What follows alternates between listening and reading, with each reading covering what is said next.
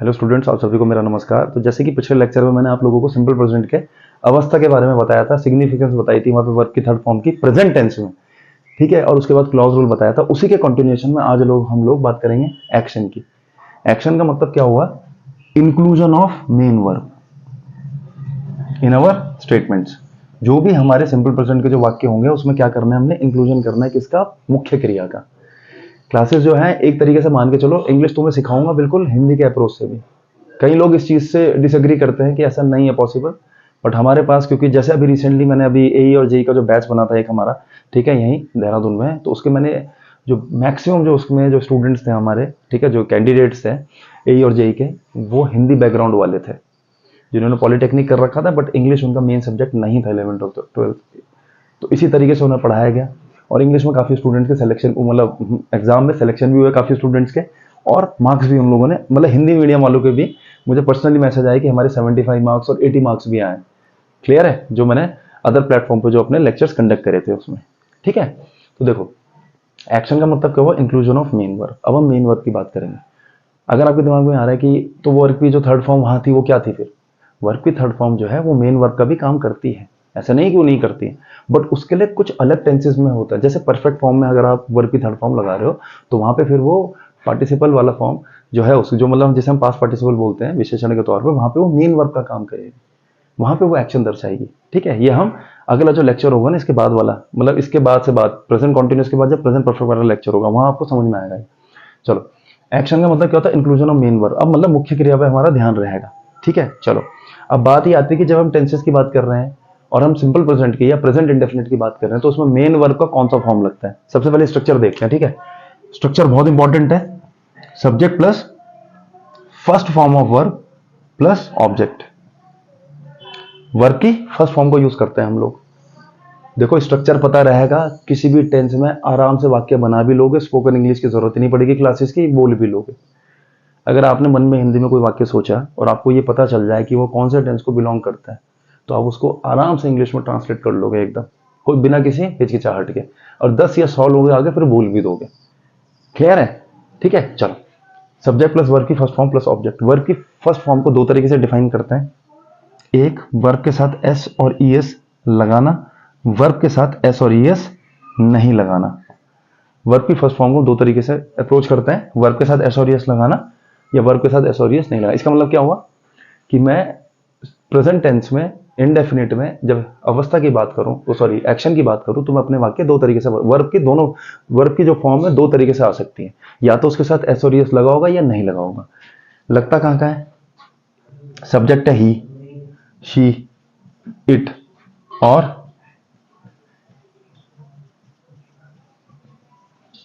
Third person singular. ये कहां का लगेगा?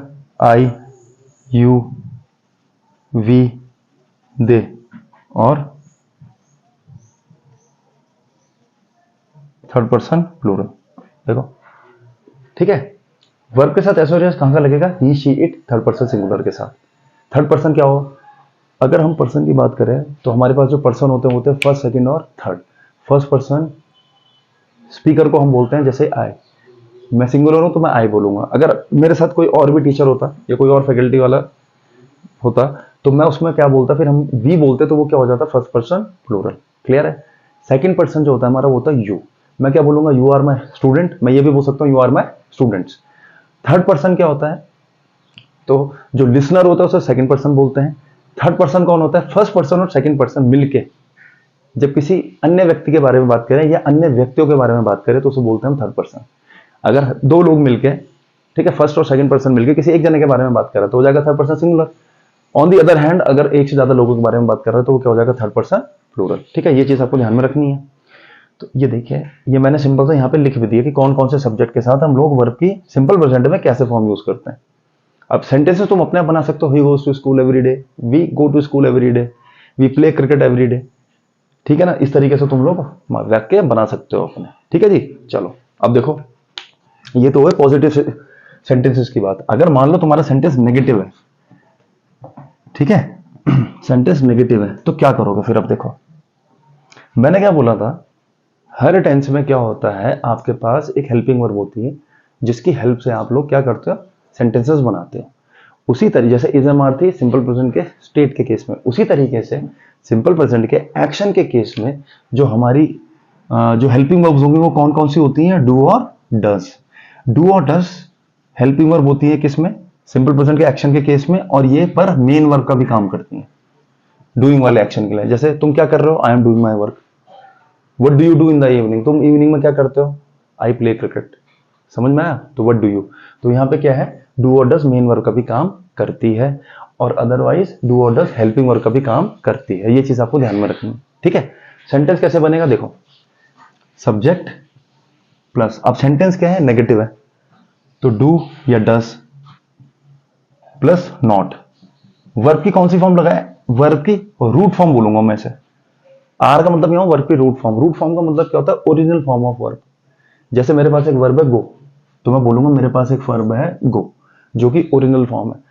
अब मैं अपनी रिक्वायरमेंट के हिसाब से गो का गोइंग कर दूंगा, गोस कर दूंगा, गॉन कर दूंगा या वेंट कर दूंगा, बट मैं कभी ये नहीं बोलूंगा कि मेरे एक वर्ब है गोइंग और उसका जो अलग फॉर्म है वो गो है। नहीं, रूट फॉर्म क्या है? गो है। जो भी नेसेसरी चेंजेस होते हैं हमारे एज पर अवर रिक्वायरमेंट है ना, जिस टेंस में बनाने, तो हम क्या करते हैं? गो के ही फॉर्म्स को चेंज करते हैं। तो ओरिजिनल रूट फॉर्म क्या हो गई? गो, ठीक है। देखो, डू और डज के साथ नॉट, वर्ब की रूट फॉर्म प्लस ऑब्जेक्ट। ये चीज आपको ध्यान में रखनी है। रूट फॉर्म मींस वर्ब की ओरिजिनल फॉर्म। डू और डज के साथ कुछ नहीं आएगा यहाँ फालतू का, ना ईएस लगाओगे ना हटाओ, कुछ नहीं करना, ऐसे ही लिखोगे वर्ब को। क्लियर है? और नेगेटिव सेंटेंस में कभी ये मत बोल देना राम नॉट। क्या करोगे? पहले हेल्पिंग वर्ब लगाओगे, डू और डज। अब देखो, डू के साथ क्या है? एस और यस नहीं लगा हुआ ना, तो इसके सब्जेक्ट वही हो जाएंगे। कौन कौन से? आई, यू, वी, दे, ये थर्ड पर्सन प्लूरल। यहाँ पे डू के साथ ईएस लगा हुआ है ना, तो इसके सब्जेक्ट कौन से हो जाएंगे? सिंगुलर, ही, शी, इट, और जो मैंने थर्ड पर्सन सिंगुलर आपको लिखवाया था, ठीक है ना। ये मैंने इससे पहले बता ही दिया था आपको। अब अगर वाक्य प्रश्नवाचक है, क्या करोगे? Do does plus subject plus verb की रूट फॉर्म प्लस ऑब्जेक्ट। ये लो भाई, मैंने क्या बताया था? प्रश्नवाचक वाक्य बनाना है, इंटरोगेटिव बनाना है, हेल्पिंग वर्ब को किससे पहले प्लेस कर दो? सब्जेक्ट से पहले। अगर सेंटेंस नेगेटिव है, क्या करोगे? Do does plus subject plus not plus verb की root form plus object.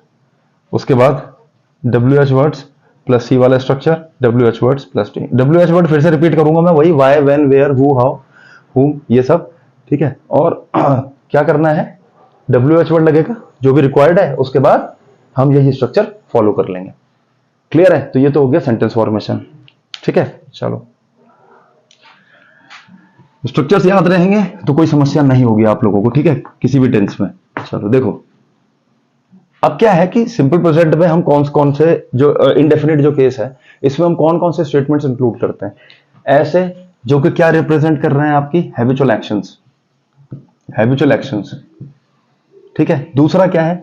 Universal truth. तीसरा क्या है? ऑक्यूपेशन किसी का। और चौथा क्या है? Time table. अगर किसी का हैबिचुअल एक्शन अगर आप रिप्रेजेंट करना या कहना चाह रहे हो, तो उस केस में हम लोग किसका, कौन सा टेंस को फॉलो करते हैं? प्रेजेंट इंडेफिनिट को।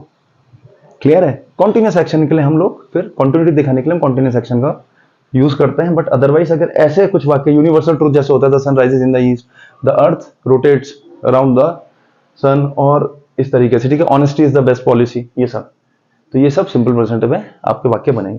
प्रेजेंट का कोई भी ऐसा वाक्य जो ये सारी चीजें आपके क्या कर रहा है, मतलब ये चीज डिपिक्ट कर रहा है, चाहे हैबिचुअल एक्शन हो गया, चाहे यूनिवर्सल ट्रूथ, चाहे ऑक्यूपेशन, चाहे टाइम टेबल, आपका टेंस कौन सा रखना है? उसका सिंपल प्रेजेंट।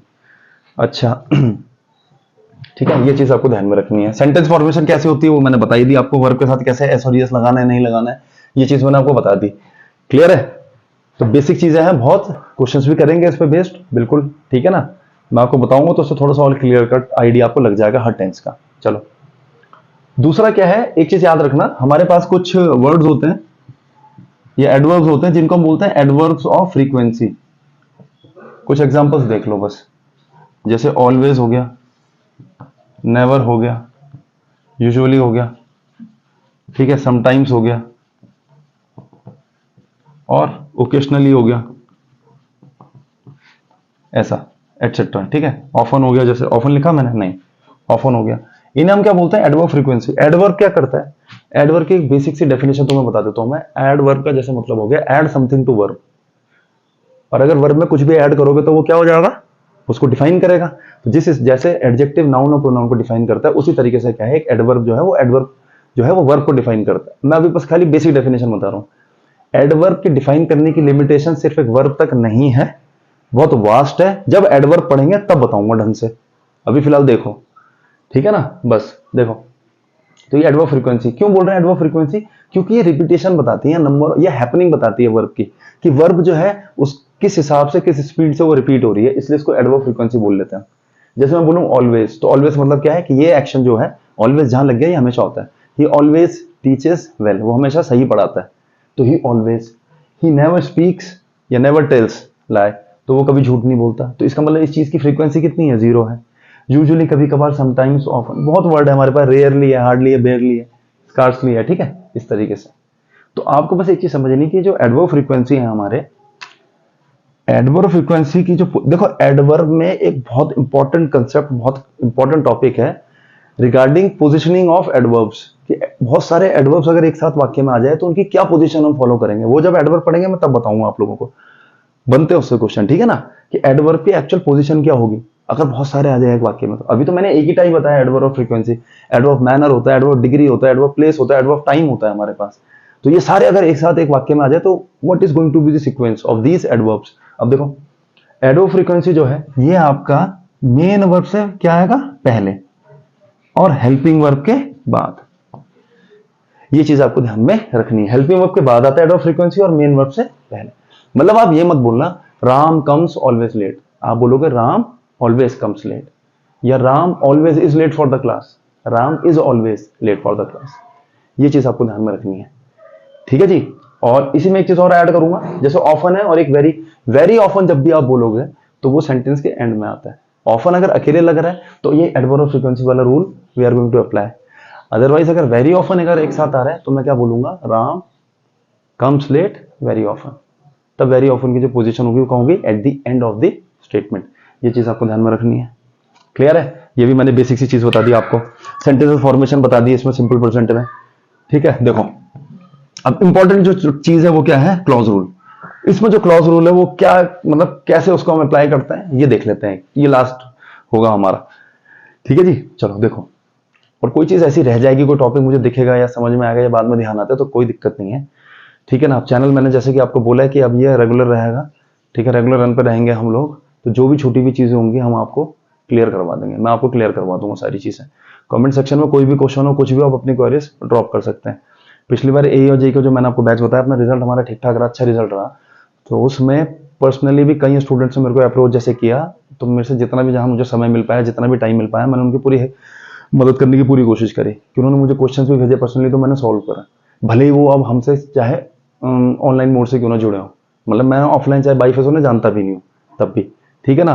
तो इस प्रकार की फैसिलिटी आपको हमेशा प्रोवाइड करी जाएगी हमारे द्वारा। कहीं से भी कोई सा भी क्वेश्चन पढ़ते हो, फॉरवर्ड टू मी, ठीक है। कहीं भी कुछ पढ़ोगे, देखोगे कि सर इसको कैसे करना है, इस टॉपिक को, गया तो सब हो जाएगा। अभी तो शुरुआत कर रहे हैं हम लोग, ठीक है, धीरे धीरे पेस पकड़ेंगे तो अपने आप इनोवेटिव भी होते रहेंगे, इनोवेशन और आइडियाज भी आते रहेंगे दिमाग में। चलो क्लॉज रूल देख लो इससे related last, why does Ram come late. अब देखो कम्स मत कर देना, ठीक है।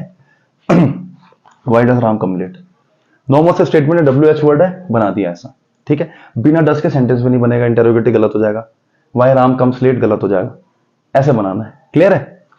अब इससे पहले ऐड कर दो कुछ, प्लीज टेल लिख दो, चाहे I want to know why does Ram.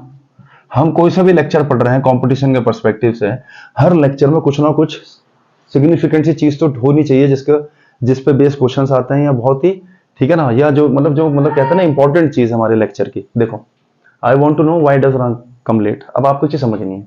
WH word से पहले मैंने क्या कहा था, ये क्लॉज है, मैंने आपको क्या बताया था, इज एम आर को शिफ्ट करते हैं, पर आपने क्या करना है, जैसे इज एम आर है उसको तो शिफ्ट करेंगे, पर डू और डस को शिफ्ट नहीं करते, इन्हें क्या कंप्लीटली ओमिट किया जाता है, अवॉइड करा जाता है वाक्य में। इसका मतलब अब ये डस हट जाएगा यहां से, और ये कम क्या हो जाएगा, कम्स। ये कम क्यों था, क्योंकि डस था, डस हट गया, कम्स हो गया। एक फ्लो में वाक्य को पढ़ेंगे, I want to know why Ram comes late, clear है। देखो एक और एग्जाम्पल देखो,